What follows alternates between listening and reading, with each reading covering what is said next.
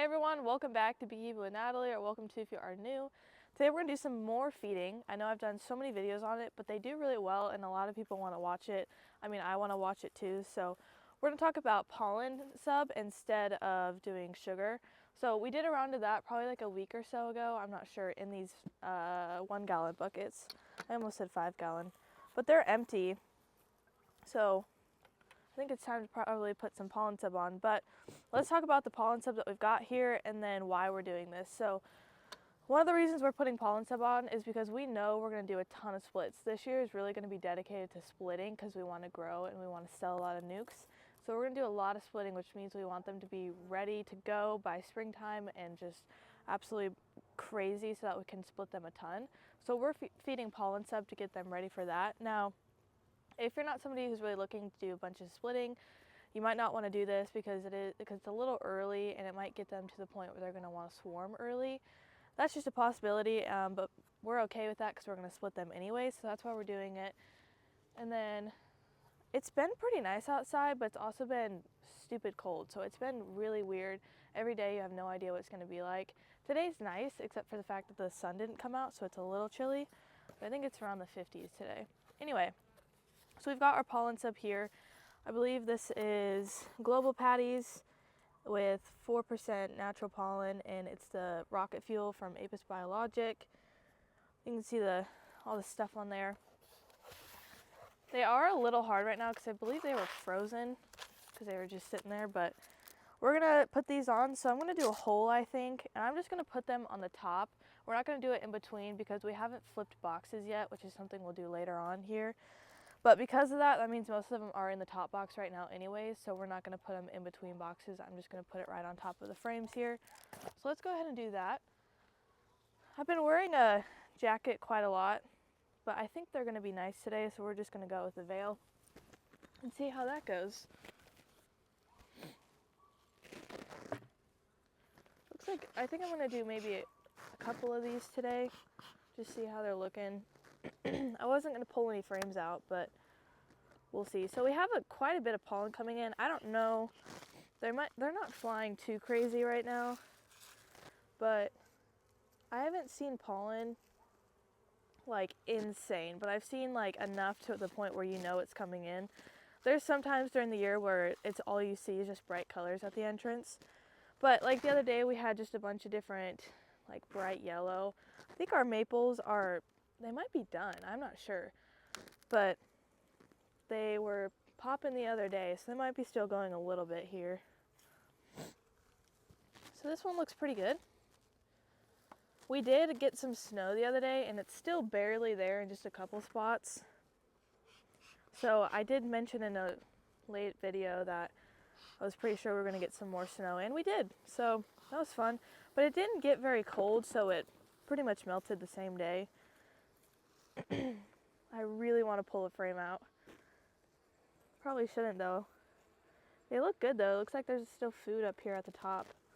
But let's go ahead and just put this pollen sub on for this pollen patty. I do like to take just one of these strips off. Usually there is the one with the holes on it, so you probably don't have to, but I'm going to anyway. Might be a good idea to wear gloves too, because sometimes this can get messy. Well, that went well. Sometimes it's easy and sometimes it just doesn't want to work. There we go, that'll do. So we'll just lay this right on top. Maybe if I can, I'm going to try and scrape some of this burr comb, but for some reason I can never do it. It's just an extra job that'll make it lay flat on top, but it's not the most exciting job. You just lay that right on top, and usually they'll go to it pretty quick.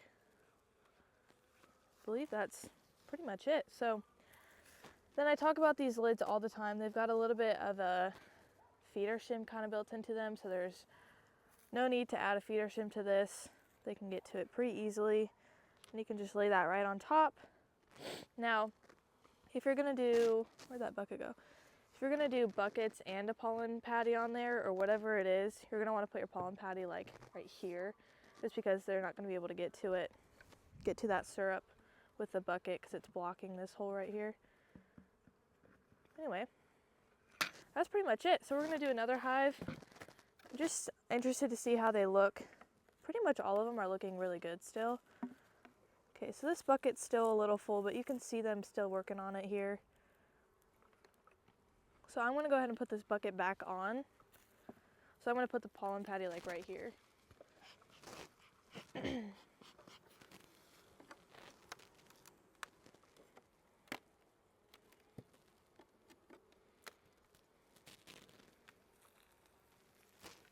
They all look pretty good. It's not like insane like some of our hives, but I mean, that's not bad for sure.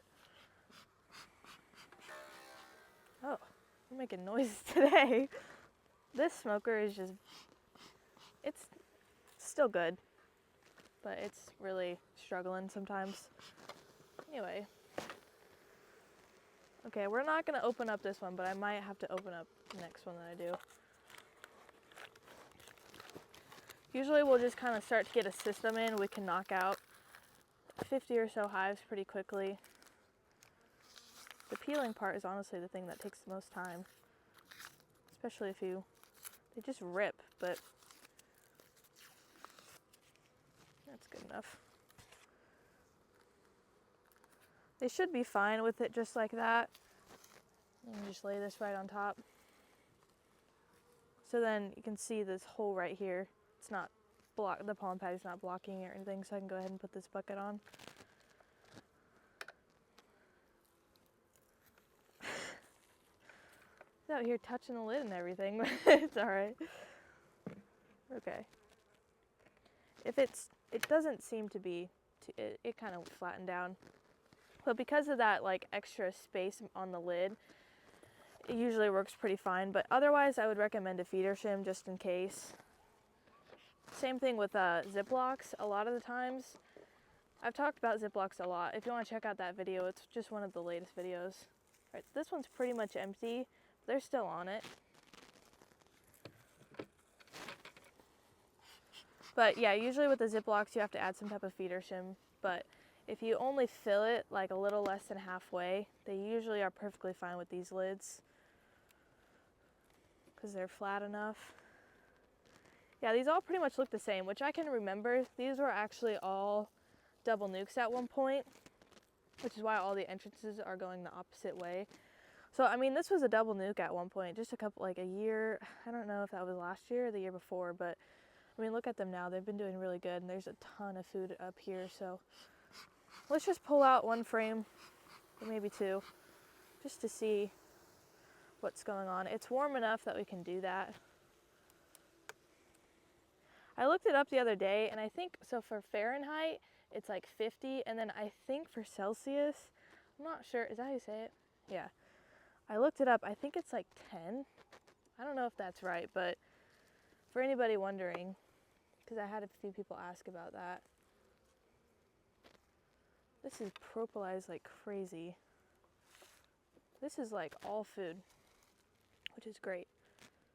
This is what the importance of feeding this time of the year, because it could just get cold any second.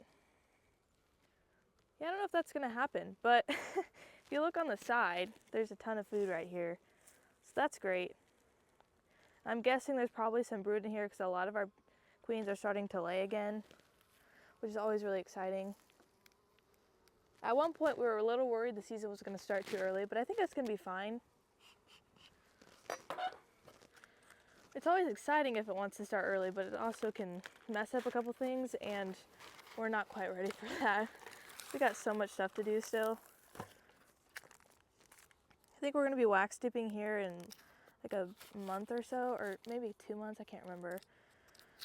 So that's exciting, can't wait to do that. It just means there's a lot of boxes that need to be built. Let's see if I can tear this off. But I mean, it's pretty easy just to do this simple step that can help them out a lot. Later in the season, just here in a couple months, we're gonna be doing a ton of splits, which is gonna be some fun videos. It's usually the most craziest time of the year too. So that's pretty much it.